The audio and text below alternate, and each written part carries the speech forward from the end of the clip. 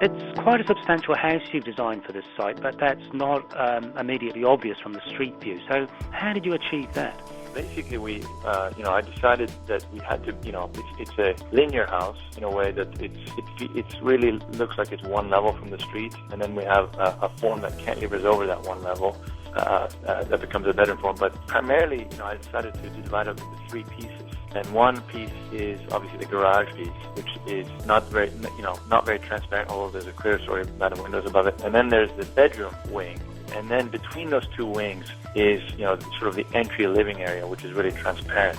And the mix of material helps also, I think. It does. And, we wanted to keep the materials, very, very natural. So we played with both light and dark materials. There's not much color in the house, but we selected the limestone, which is Egyptian limestone early on, which is very light, but it's a little bit more varied than Jerusalem stone. And then we wanted to use local woods, cypress, and we ended up staining it to get it a darker color. And so those two kind of the sort of light and dark thing play on one another. And then also the glass. The glass really appears like a dark material because, for the most part, when you're looking through it during the daytime, it kind of recedes. So you've talked about the glass and the transparent elements on that street facade, and it's only really when you're inside the house that it opens up. How did you approach the design of that large open-plan living space?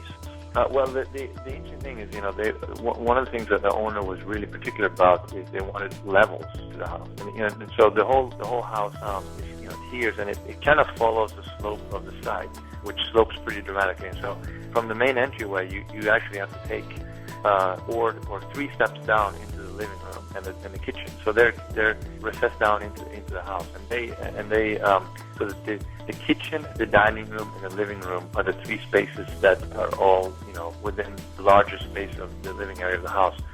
And so, a couple of things, even though it's an open plan and they all feed into one another, they all have very, very separate identities. And the way we kind of, each one has a different ceiling height, the kitchen having a really high ceiling, it's a 2-story space. The dining room, even though it feeds out directly off of the kitchen and it's completely open to it, we wanted to give it sort of a completely different identity. And so we changed the material. We introduced a really dark ceramic tile, and the way we sort of identified that room is we actually brought the tile from the floor onto the walls and onto the ceiling, so it reads as a box. And the interesting thing is it becomes it creates a view from within the house outside, because beyond the box is an enormous glass window with glass doors. And so from the kitchen, you actually look through this big black box, which is the dining room, through beyond to the lake.